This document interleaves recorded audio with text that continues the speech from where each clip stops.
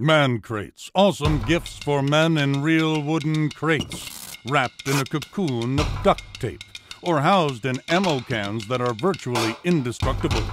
Some gifts he'll get to assemble himself. Some gifts you'll beg him to share. And some gifts are sealed inside layers of rock-solid concrete.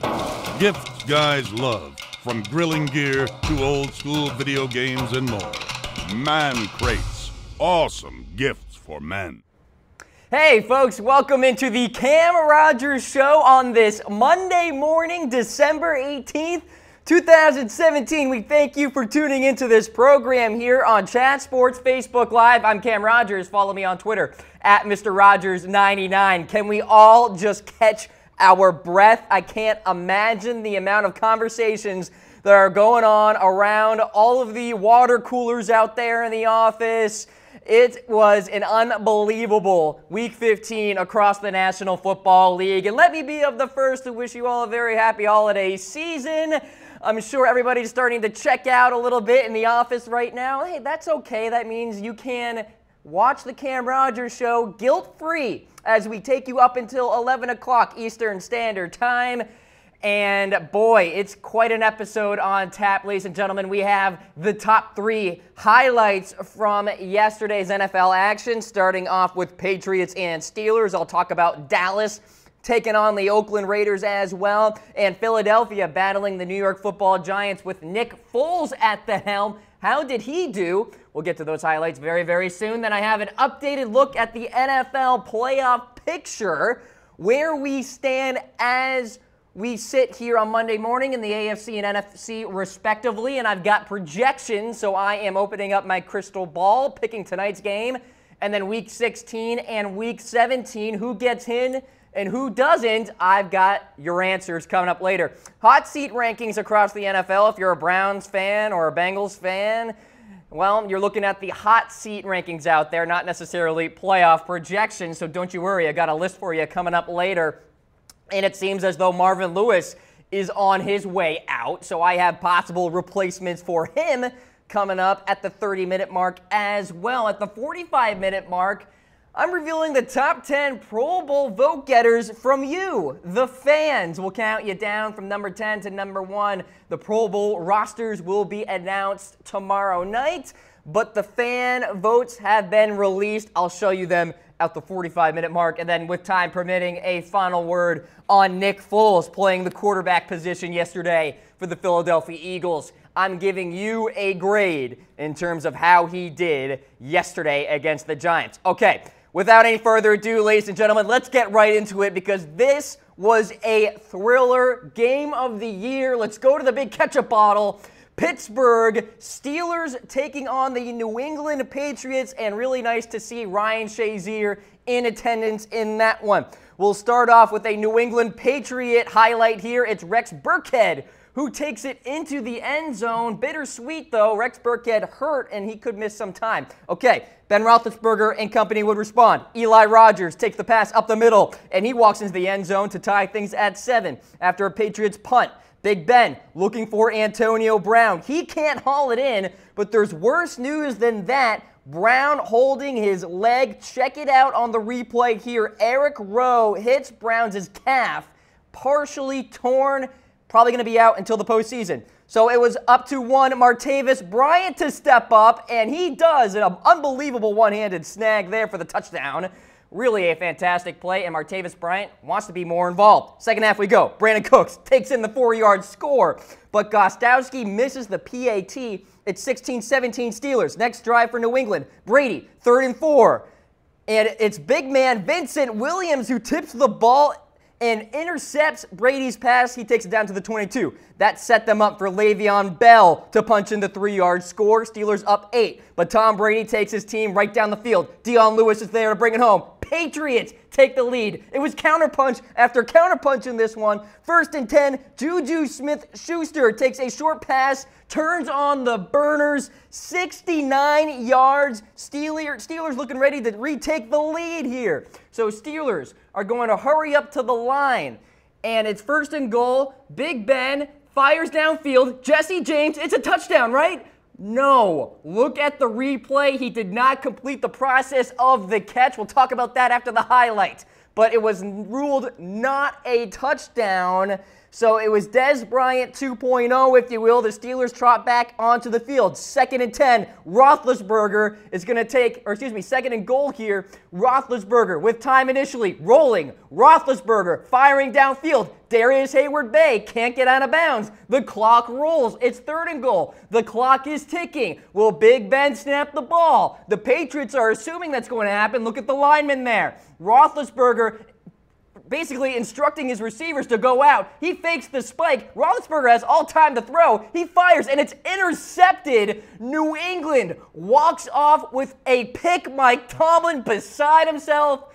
Big Ben on the ground in defeat. The Patriots win an absolute thriller. 27-24. The Patriots control their own destiny for the #1 overall seed in the AFC. The Pittsburgh Steelers still with a good chance to get a bye week, but an absolute crusher to wrap up that game. And the big question this morning for a lot of people, did Jesse James catch that pass at the end of that one? If he did, it probably would have been a Steelers victory, and it was ruled he did not. The Patriots went on to win that game. Throw in the votes. Heart for yes and angry face for no. It's the rule. We will be tracking your reactions throughout the broadcast here as we are live, and I will be interested to see what all of you at home feel about this one, because a lot of Cowboys fans out there can probably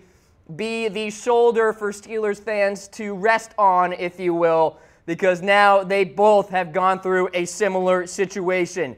Dez Bryant 2.0 is the real deal here with Jesse James. Heck, even Lions fans can look back at this play and say, oh, well, we remember Calvin Johnson back in 2010. I'm getting the reactions flowing in here on the Cam Rogers Show, getting some hearts, getting some angry faces.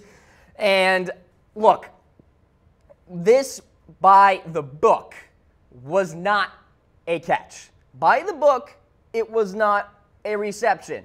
Jesse James, in this play, as we show you the replays here, was not ruled a runner, okay? So he is in the process of receiving the football. In that vein, the ground cannot dislodge the football. If it does, if it makes it move, then it is deemed an incomplete pass.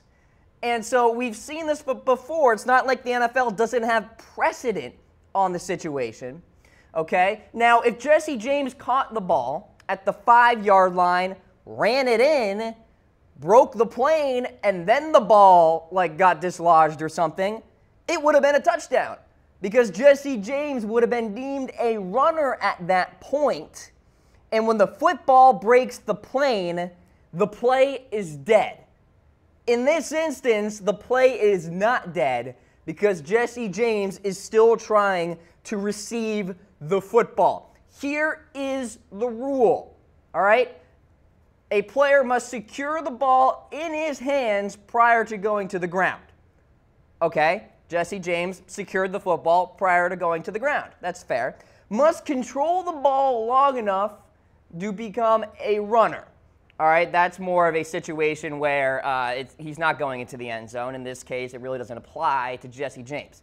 This does, though. If the ball hits the ground before he regains control, it's incomplete. So that's exactly what happened. Jesse James did not complete the pass.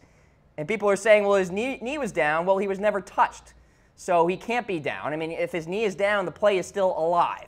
Did Jesse James catch that pass at the end? Give us a heart for yes. Give us an angry face for no. It's the rule. The comments are flowing in. Michelle chiming in here on the Cam Rogers Show. That was a catch all day long. David Johnson, it's the rule. The rule has been explained in this same situation, has come up before. David, that's what I said. i.e. Dez Bryant, i.e. Calvin Johnson. Ask Lions fans out there, ask Cowboys fans out there. Mitchell Wren's chiming in saying, yes, he did as well. Hey, I mean, there are going to be a lot of differing opinions on this whole situation. Greg chiming in, no. He's no football move, knee down, arm down, broke the plane. Greg, in this situation, though, Jesse James was not deemed a runner. He was still in the process of completing the catch. If he was deemed a runner and he broke the plane, it would have been a touchdown. Ray chiming in. Per the rule, not a catch. It's a stupid rule. That is very true. Ray, you hit the nail on the head right there because by rule, it is not a catch, but it is kind of a silly rule. There's no doubt about it. Dallas Cowboys by Chat Sports. Dez caught it. See? They get it, Cowboys fans out there, and Dallas Cowboys by Chat Sports. Mark chiming in, must complete the process. He did not. Ask Calvin Johnson. He knows all about it. Exactly, Mark. That's what I'm trying to say right here. Dennis chiming in, that was 100% a catch.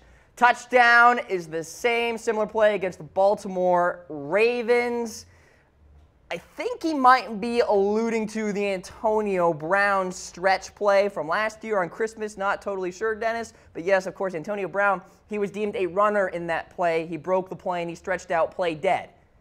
In Jesse James's instance, play wasn't ruled dead when he broke the plane because he wasn't a runner. Ben chiming in, I'm 50-50 on it. Rules need to change. Yeah, no doubt about that. I think the NFL has to look at this situation here in the offseason and owners' meetings and whatever the case may be and really understand that these plays are causing too much controversy and they're having big-time implications for postseason chances in the postseason as well. That Dez Bryant catch was during the playoffs.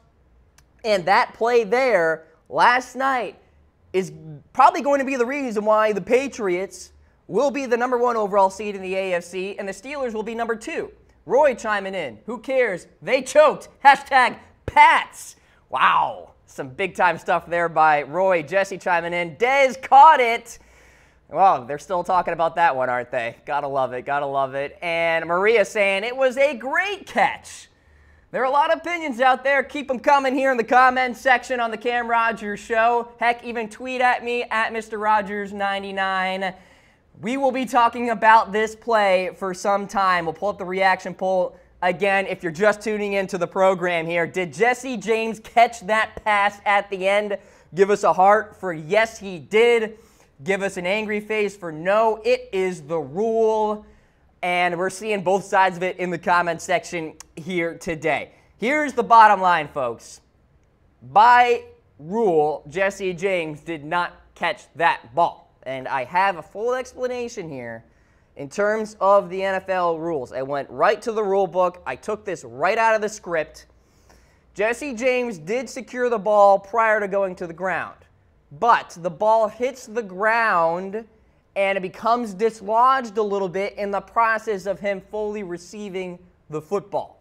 So in that sense, Jesse James did not complete the pass from Ben Roethlisberger, okay? And so it's the same logic, it's the same precedent as with Dez Bryant, as with Calvin Johnson, where they did not fully complete the process of the catch. In fact, there is a phrase in the NFL rulebook that is called survive the ground. Jesse James did not survive the ground.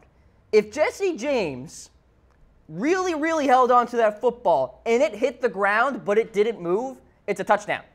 And the Steelers are the #1 overall seed in the AFC, or at least are in control of it. But because the ball moved while it was on the ground, it was deemed incomplete. All right, so a lot of Steelers fans out there, I understand your anger. I understand why you may feel that Jesse James got robbed here. But by the book, it was an incomplete pass. All right, so, I mean, we're going to be talking about this all week long, and we have more footage of the play. Let's just say it for what it is. This game was an absolute thriller. It was game of the year, the hype, the anticipation, the excitement going into this game, nationally televised, Jim Nantz, Tony Romo, Tracy Wolfson, on tap for that one. Belichick versus Mike Tomlin. It had all the makings of a big-time game, and it was exactly that. And so, at the end of the day, though, the New England Patriots get the victory. They are in control of things in the AFC. The Steelers can't slip up now. I mean, they can't dwell on this game and somehow lose to Houston because Jacksonville's right there. And the Jaguars can still get a bye week if the Steelers slip up.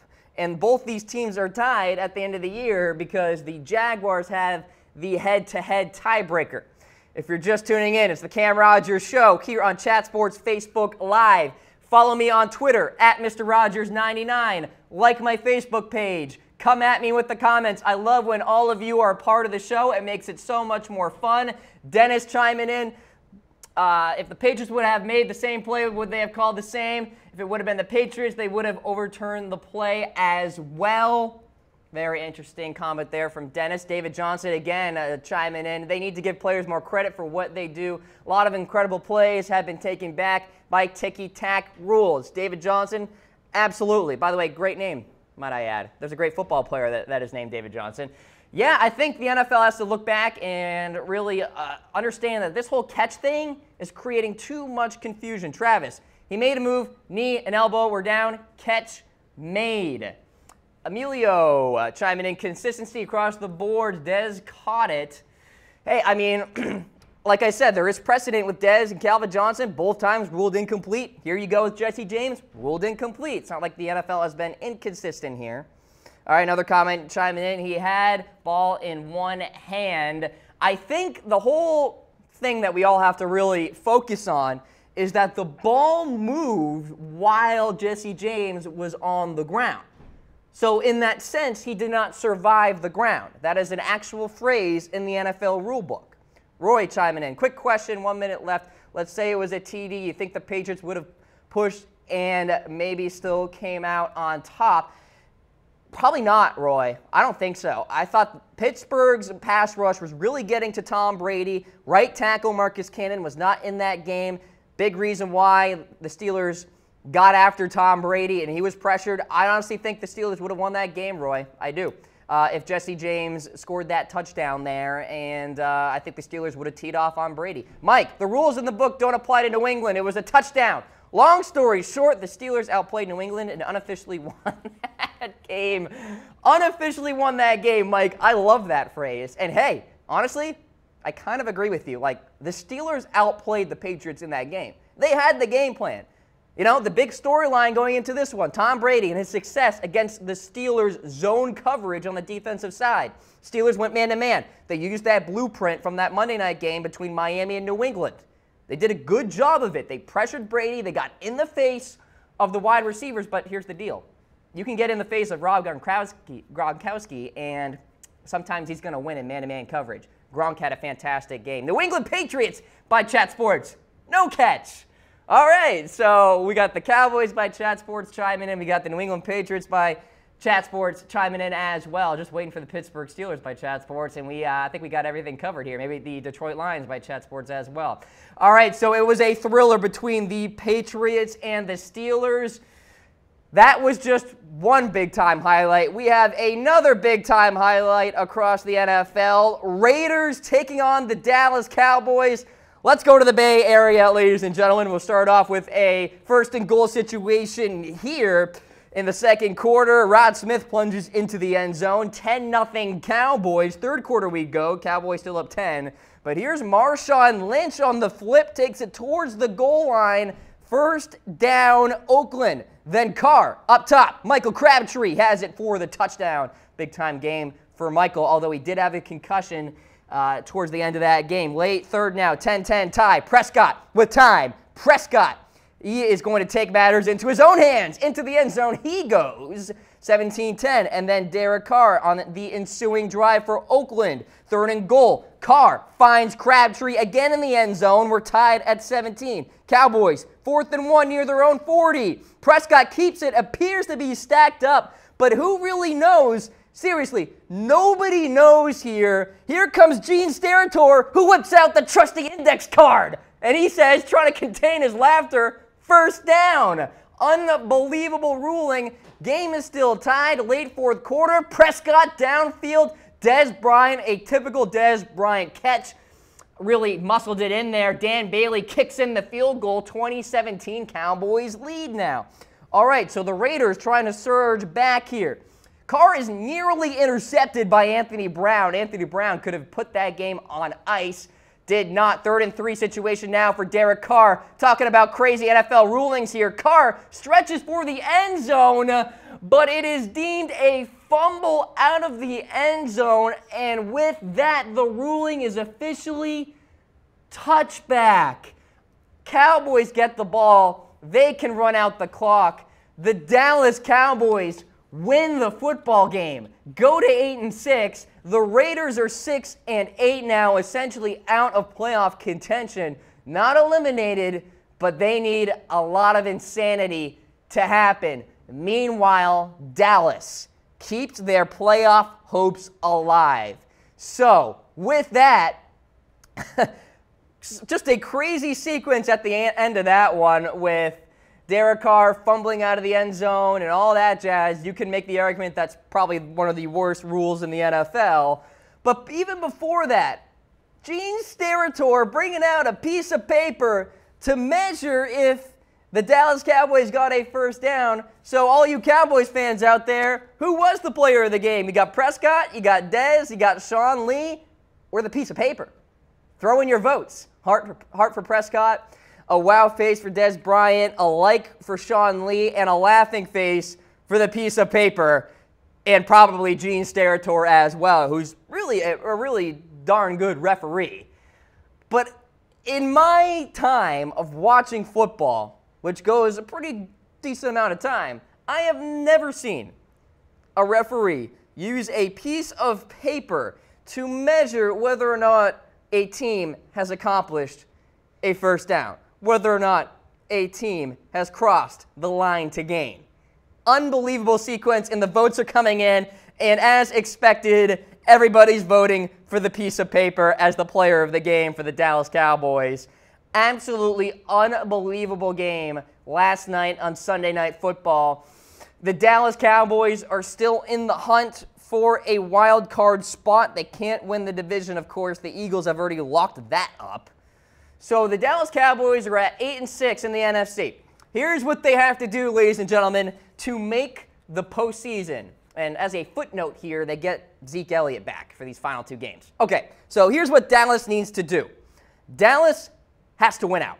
They have to beat a Seattle team that looks like it's in shambles when you have Earl Thomas calling out Bobby Wagner and Wagner calling out Earl Thomas on Twitter. The locker room in shambles. It's a gross situation for Seattle. That's at home for Dallas. Okay? Then Dallas battles Philadelphia. And the big question is, will Philadelphia be in a situation where they really don't need to play their starters? Right? So if they don't play their starters, Dallas Cowboys look even prettier to finish 2-0 on the year. Okay, so they got to win out. Then Atlanta, New Orleans, or Carolina must lose twice. So what that means is, first of all, Atlanta plays tonight against Tampa Bay. Probably not going to lose that game. So Dallas needs Atlanta to lose at New Orleans and against Carolina, which seems like the most likely scenario here. Carolina would have to lose against Tampa Bay at home and at Atlanta. Don't think that's going to happen. New Orleans would have to lose to Atlanta and at Tampa Bay. Don't think that's going to happen. So for Dallas Cowboys fans out there, even if the Falcons win tonight, it's not all doom and gloom, because Atlanta could very well drop their last 2 games at New Orleans and against a very physical Carolina football team. All right, so that needs to happen as well. And then finally, Detroit has to lose once. They play at Cincinnati, a team that looks like it has phoned it in. I would be shocked if Detroit lost that game.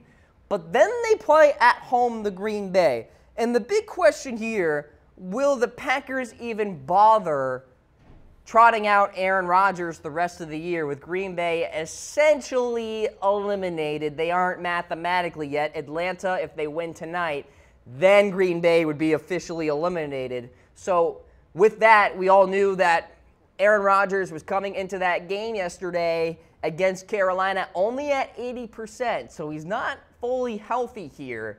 So if Green Bay is eliminated, I think it would be insane for them to start Aaron Rodgers. So that means it could be Detroit against Green Bay headed by Brett Hundley. And I don't know if Detroit's going to lose that game. So I think 2 out of the 3 could very well happen. So the first 2 bullet points I think could happen, where Dallas wins out, Atlanta drops 2 of 3 against New Orleans, and then against Carolina. I think they win tonight. The third bullet point is where I have concern, because Detroit has to lose once, and I don't know if they will. So all you Dallas Cowboys fans out there, here is the bottom line. You are the #1 fan of any opponent Atlanta plays and any opponent of Detroit. So in that sense, you are a big fan of Cincinnati. You're a big fan of Green Bay. You're a big fan of Carolina, New Orleans. Andrew, chiming in. Appreciate the comment, my friend. Detroit deserves it more than Dallas. And it looks like he is a Dallas Cowboys fan too, so maybe a little spice of realism there. Or actually, maybe it looks like a Detroit Lions jersey. Hard to tell. And so, look, yeah, Dallas has looked pretty rough in some games this year, but the fact that they have battled back from the adversity of losing Ezekiel Elliott to that suspension, I think is pretty admirable. And they did all they could, really, without him. Dak Prescott got better and better as the games went on without Ezekiel Elliott. Jesse chiming in. Dallas will win out. Falcons will lose to Panthers and Saints, but Lions won't lose because Packers won't start Rodgers because they have nothing to play for. So my Cowboys will miss the wild card spot. Jesse, exactly what I said right here on the Cam Rogers Show. I do think Dallas wins out. I do think Atlanta has a very real possibility of losing to New Orleans and Carolina, but Detroit losing against Brett Hundley, I don't see that happening in Week 17. Losing to Cincinnati on Christmas Eve in Cincinnati, don't see that happening either. So, Jesse, nice season for the Dallas Cowboys. If they finish 10-6, I think all things considered, missing Ezekiel Elliott for those games, pretty darn good season. But I understand for fans out there, no moral victories here. All right, you're watching the Cam Rogers Show here on Chat Sports Facebook Live. Follow me on Twitter at Mr. Rogers99. We're going through the big-time highlights across the NFL. Talked about Pittsburgh versus New England. Talked about Dallas versus Oakland. Dallas keeping their playoff hopes alive. Oakland on life support. The Cam Rogers Show is presented by Man Crates. Talking about gifts guys love this holiday season. Wooden crates full of masculinity. Anything from customized barware to protein powder to golf wear. Really a fantastic concept. Comes with a metal crowbar that you pry the box open with. Head on to mancrates.com. Check them out. And they are coming along for the ride here on the Cam Rogers Show. We have one more highlight for you. Eagles taking on the Giants at the Meadowlands. Let's do it. This is Orleans Darkwa into the end zone as the Giants strike first there. Then it's Nick Foles. St. Nick to Alshon Jeffrey for the touchdown. Great pass protection there by the Eagles offensive line. Okay, then Manning on a 2nd and 4 situation. Going to find Tavares King for the touchdown. Giants take the lead. Then 3rd and 2, Manning. Good pass protection. Manning moving, firing downfield. That's Sterling Shepard, who goes 67 yards for the touchdown and a nice dance afterwards. Get down with yourself, Sterling. Boomer Sooner, by the way. Nice touchdown there by Sterling Shepard. Okay, Eagles down 20-7 at this point. 2nd and goal. Foles downfield. That is caught for Zach Ertz's touchdown. Then a 3rd and 5 situation. And Foles finds a wide-open Trey Burton for the score. The family gathers around the fire after that touchdown. Nice celebration there. Okay, Eagles up 24-23, and it's Nelson Aguilar for the touchdown. Eagles now up by 8, but then it's Manning who finds Tavares King, who goes all the way for the touchdown. Looked like Odell Beckham Jr. on that slant going all the way. Great game by King in this one. And then last chance now for the Giants here. It's 34-29 at this point. Manning on a 4th and goal, firing downfield, and it's incomplete. St. Nick takes the Eagles to victory, 34-29. Philadelphia has clinched a first-round bye and have a chance to clinch home field advantage throughout the NFC playoffs. The Eagles, by the way, are the first NFL team to block a punt, a field goal, and a PAT in the same game since the Buffalo Bills on November 24th, 1991 at New England. Many thanks to Mr. Producer Harris Rubenstein for throwing me that stat. Okay, so big-time victory for the Philadelphia Eagles, 12-2 on the year. I think a lot of Eagles fans out there can breathe a sigh of relief as the Eagles caught a victory with Nick Foles at the quarterback position. All right, by the way, a few anxious moments in that one, too. The Giants had a pretty hefty lead for parts of that game. So, bottom of the hour here, 10:30 on the East Coast on the Cam Rogers Show. Let's transition you into where we stand in the playoff picture. So, with just one game left to go tonight, Atlanta taking on the Tampa Bay Buccaneers. Here's where we're at in the NFC. So, the Philadelphia Eagles have clinched a first-round bye. They are going to rest during the wild card round. The Minnesota Vikings have clinched a division title. They have won the NFC North. They are guaranteed to host at least one playoff game. All right, so big-time victory for the Minnesota Vikings yesterday, by the way, against the Cincinnati Bengals. Okay, the 3rd seed, the LA Rams, after dismantling the Seattle Seahawks, now play at Tennessee on Christmas Eve and then home against San Francisco. The Rams not quite out of it, by the way, for a first-round bye should the Minnesota Vikings stumble here the rest of the way. Doesn't seem likely. They're playing fantastic football, and the Vikings play at Green Bay and then home to Chicago to finish out the year. Okay, there you see New Orleans as the number 4 seed. Why is that? Well, LA owns that tiebreaker over the Saints. Remember, these two played in LA just a few weeks ago. So you have the Saints as the winner of the NFC South as we stand. There's Carolina representing the NFC South as well at 10-4. Huge win for them against Green Bay, essentially eliminating the Packers. That can be cemented tonight with the Falcons winning over the hapless Tampa Bay Buccaneers on Monday Night Football. There are the Falcons inside the playoff picture. If they win tonight, of course, they will remain there. They will be at 9-5. Behind them, the Detroit Lions, the Seattle Seahawks. There are the boys and the Green Bay Packers at 7-7. So explanations for the teams that are still alive here. Detroit is ahead of Seattle and Dallas based on conference record. The Lions are 7-4. The Seahawks are 6-4. Cowboys 6-4, respectively. So that's why Detroit's ahead of Seattle and Dallas. You know what the Cowboys need to do to make the postseason. They need to win out.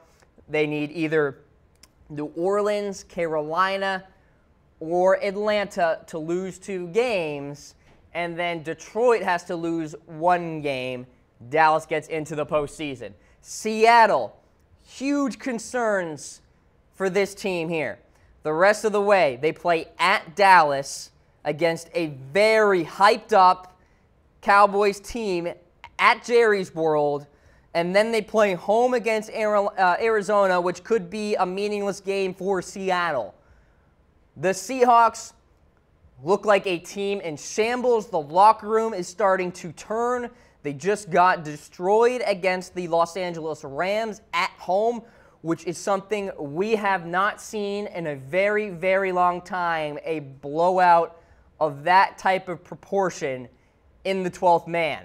So the Seahawks now have to look at themselves in the mirror and tell themselves, okay, here we are at 8-6. We got to win out here to have a prayer. They don't control their destiny. The Falcons own the tiebreaker over the Seahawks, by the way, because the Falcons beat the Seahawks on Monday Night Football in Seattle, might I add. And so for the Seahawks, they have injuries on that defensive line all of a sudden, or at least on that front seven. KJ Wright, Bobby Wagner has been dealing with a hamstring.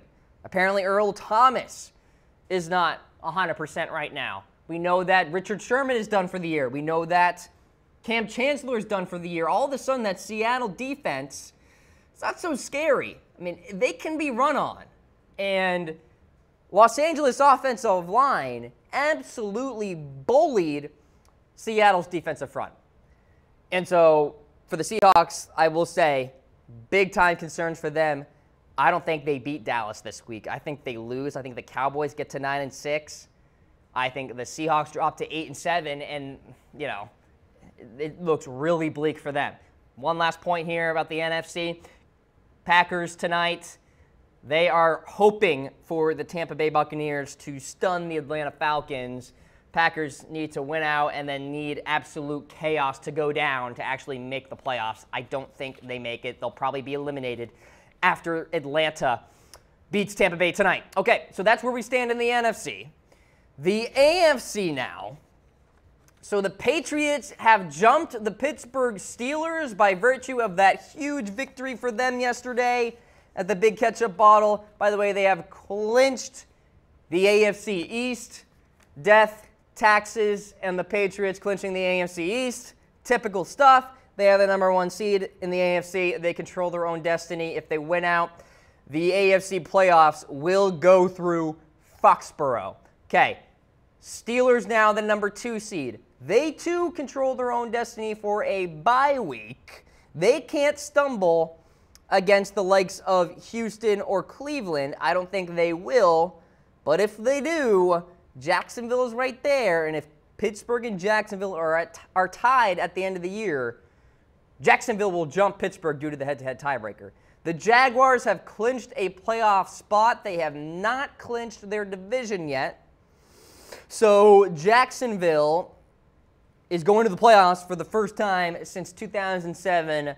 Great job by the Jaguars and Doug Marrone and that defense. They have been fantastic all year long.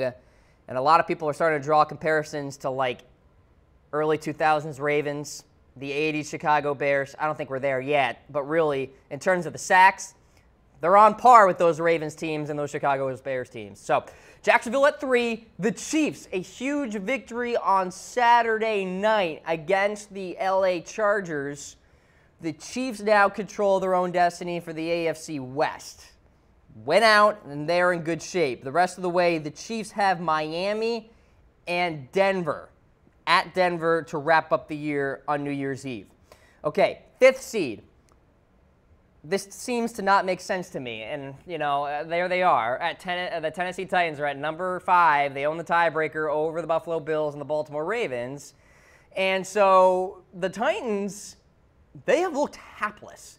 They have looked putrid. They are a fraud team. Mike Mularkey has been a major disappointment in the second half of this season. The Titans on offense don't have an identity right now. And by the way, a really tough schedule to wrap up the year.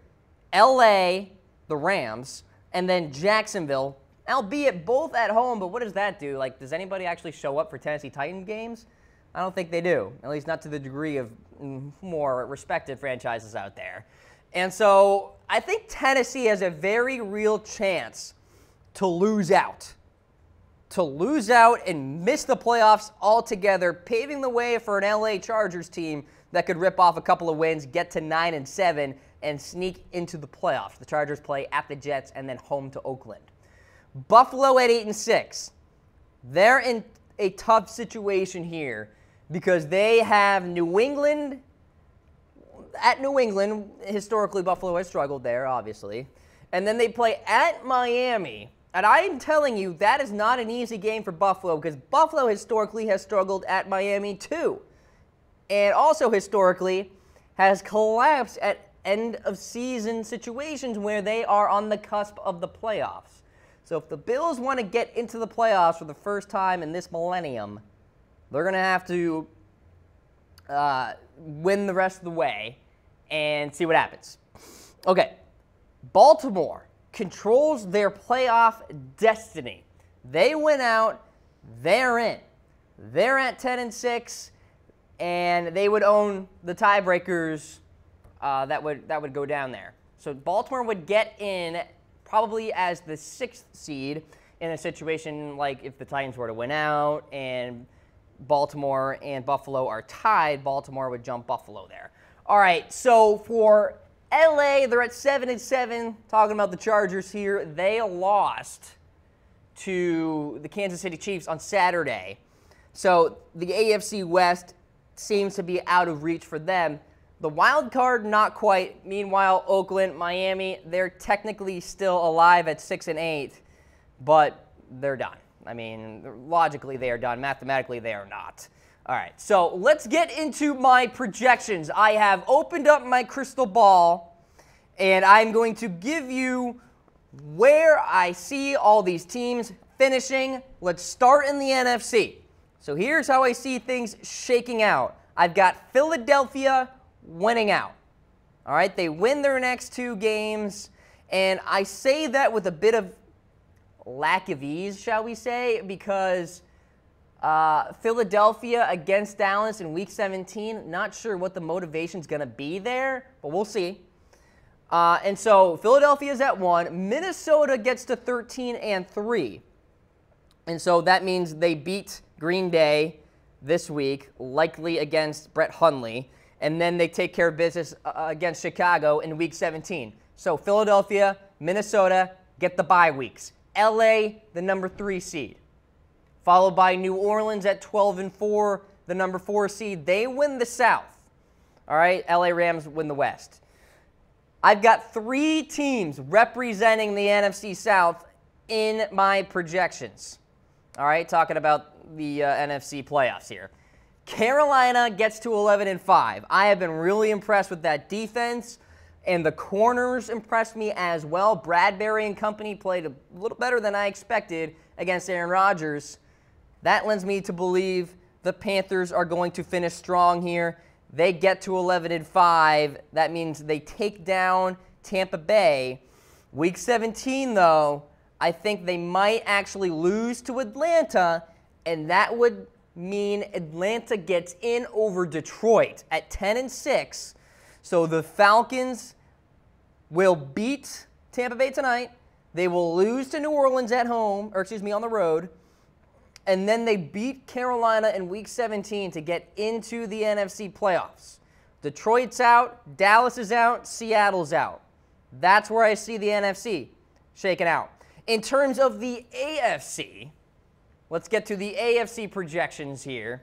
I've got New England as the number 1 overall seed. They will win out. They'll take care of business against the likes of the Buffalo Bills at home, and then the New York Football Jets at home as well. The Pittsburgh Steelers take care of their business as well. They shake off the pesky Jaguars, finish as the number 2 overall seed in the AFC, as most people expect. The Jacksonville Jaguars, I have them at 11-5. They will win the AFC South. I think they actually slip up here this week against the 49ers on the road against Jimmy G. But then they take care of business against a fraud team in the Tennessee Titans in Week 17. All right, so they get to 11-5. Kansas City wins the West. They get to 10-6, and I think they will be an early exit, to be honest with you. Kareem Hunt has been too inconsistent for me, and really it's been all about him to really make that offense go. All right, Kansas City is the 4 seed. Baltimore wins out. The Ravens take on the Indianapolis Colts, and then they take on the Cincinnati Bengals, who have phoned it in, essentially. Both those games at home for Baltimore.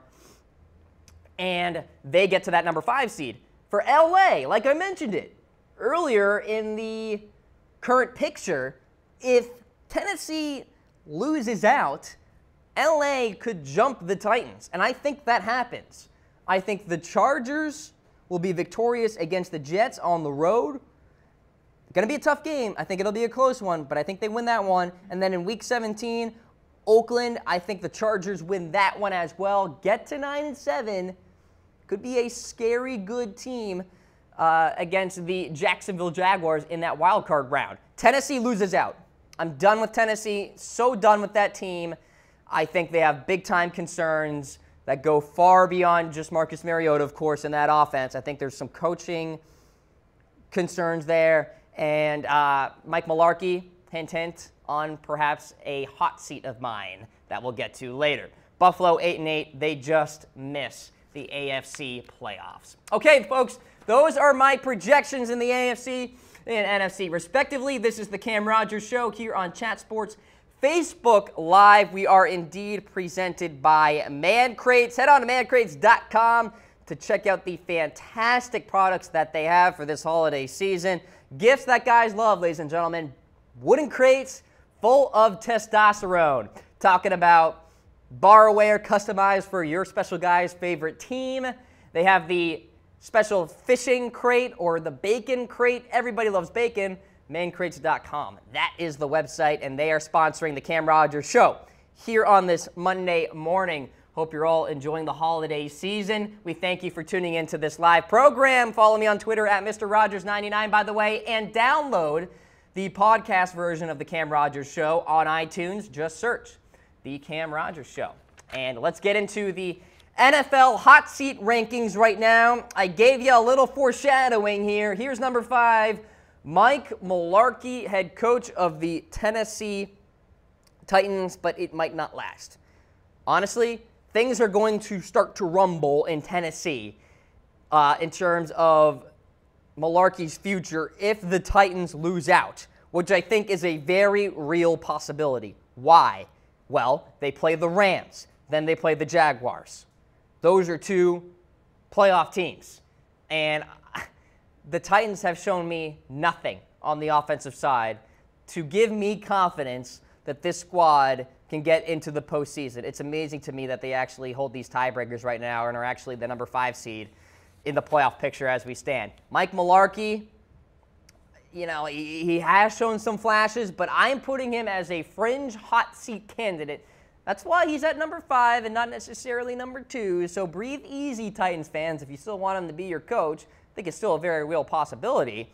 But, you know, I think he is a name that we should start to talk about and talk about more if Tennessee does indeed finish at 8-8. Okay, number 4, Chuck Pagano, head coach of the Indianapolis Colts. This is just a situation where the inner circle knows it for Chuck Pagano. Chuck Pagano himself knows it. It was a bad performance against a bad football team in the Denver Broncos on Thursday Night Football. The Colts made Brock Osweiler look like John Elway out there, and honestly, I am shocked that that wasn't the final straw for Chris Ballard, the new GM there. Look, he's going to be looking for new leadership here for the Indianapolis Colts. They have to start figuring out the whole Andrew Luck situation, and with his injury, time for a fresh start. And I think Chuck Pagano knows that he is going to be fired. In fact, he could be the first name we hear on what is called Black Monday across the NFL, that Monday after Week 17, when all of the coaches start to get fired. We hear some news about that. I think Chuck Pagano could be the first guy out on Black Monday. We already have one firing, of course, in Ben McAdoo. So Chuck Pagano at number 4. Dirk Cutter checks in at number 3 in my updated hot seat rankings. He could really, I guess, however you want to say it, rise in the rankings. If Tampa Bay loses tonight, watch tonight's game against the Bucs and the Falcons. If Dirk Cutter's team shows no fight in this one, he's in trouble.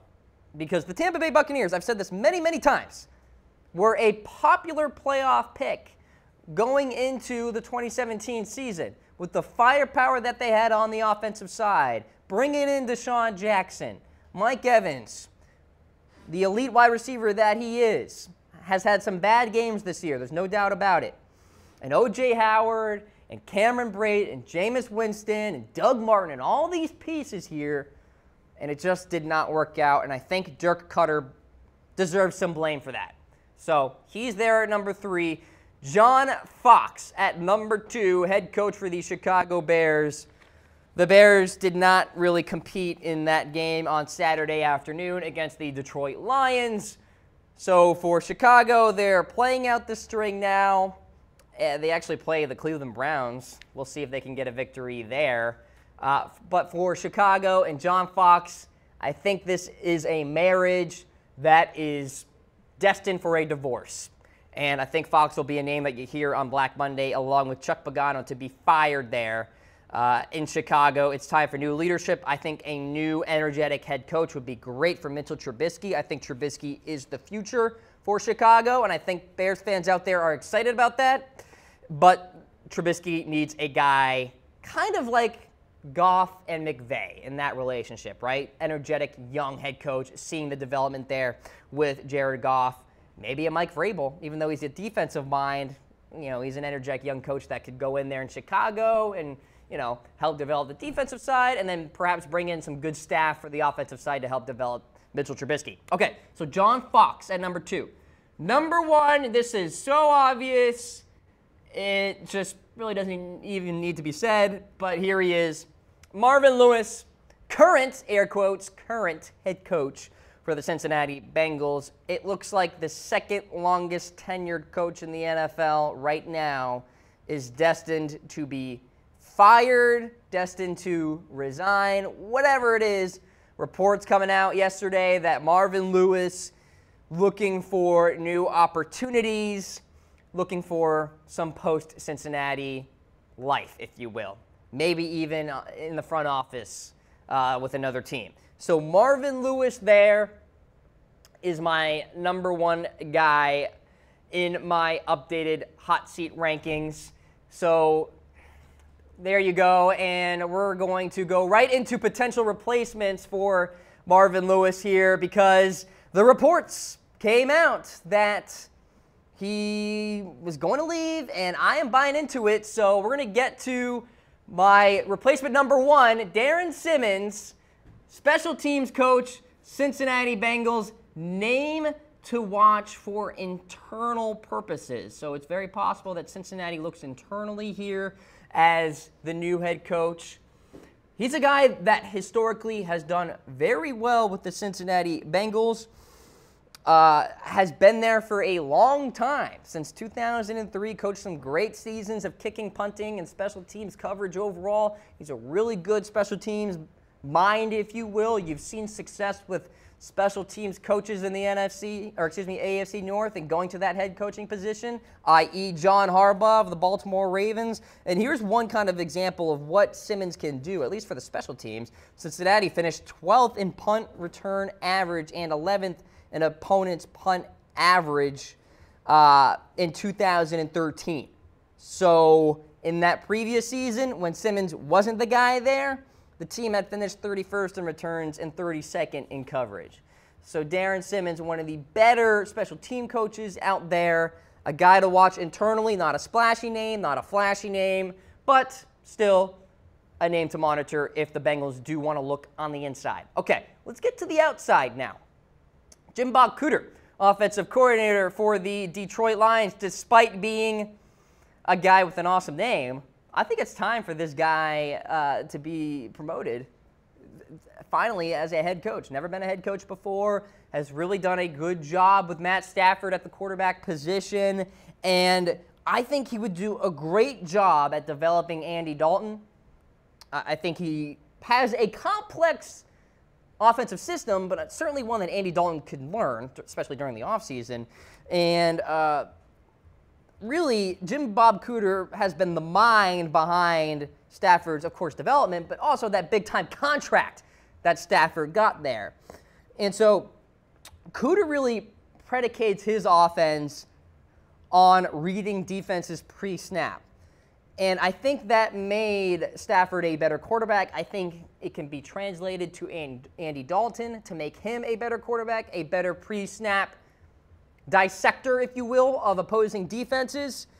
So Jim Bob Cooter, a name to monitor out there, not only for the Cincinnati Bengals, but really any position out there. I think he's going to get a lot of calls. I think the Giants may even give him a call. So we shall see. Jim Bob checking in there as a potential replacement for Marvin Lewis. All right, Pat Shurmur, another name to monitor. Offensive coordinator for the Minnesota Vikings, a big reason for Case Keenum's success this year. I think he would do a fantastic job at developing Joe Mixon and John Ross here leading the Vikings to the 6th-ranked offense. Also a big reason for Adam Thielen and Stephon Diggs having fantastic campaigns. Nobody expected this play out of Adam Thielen this year, except probably Minnesota Vikings fans and Pat Shurmur. So Pat Shurmur has done a really great job there.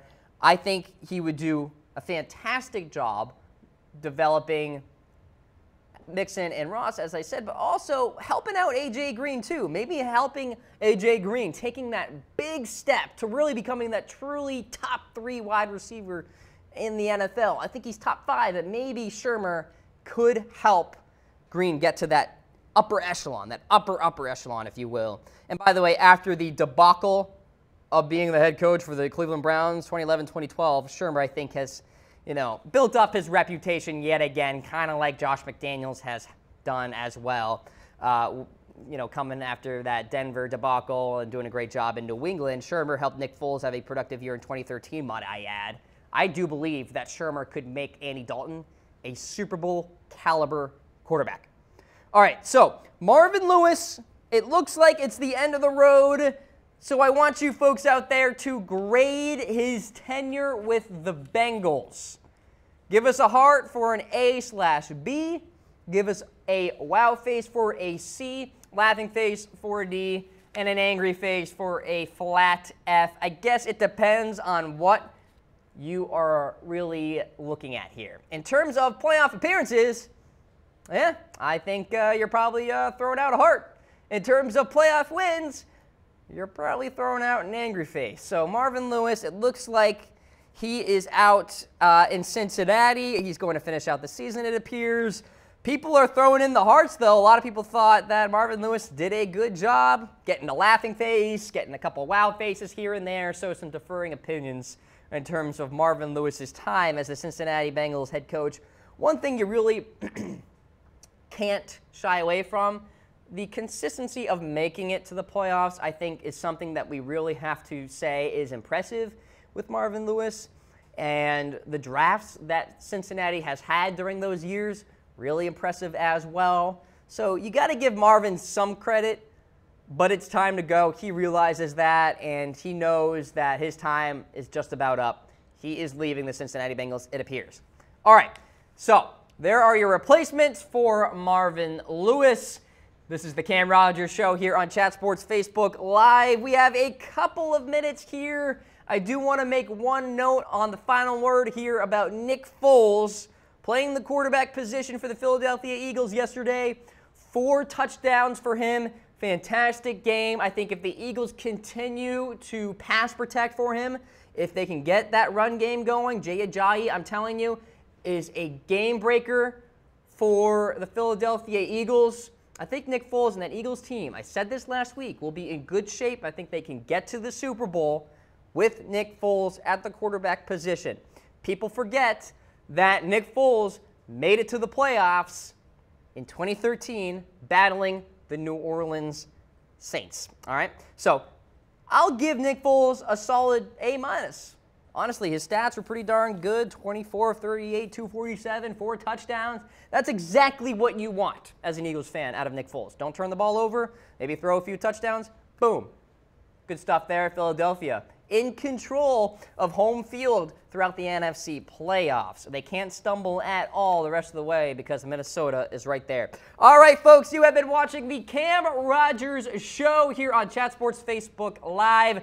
We thank you for tuning into the program. If you are just tuning in, don't you worry. We've got highlights of Steelers and Patriots, Cowboys, Raiders, Eagles, Giants, and so much more. Updated playoff picture. We are looping the show for the next few hours, so don't go anywhere. Keep it right here. I will be back here on Wednesday morning, 10 o'clock Eastern Standard Time. Friendly reminder, download the podcast version of The Cam Rogers Show on iTunes. Just search The Cam Rogers Show. Follow me on Twitter at Mr. Rogers99, and I will see you Wednesday morning. Take care, everybody.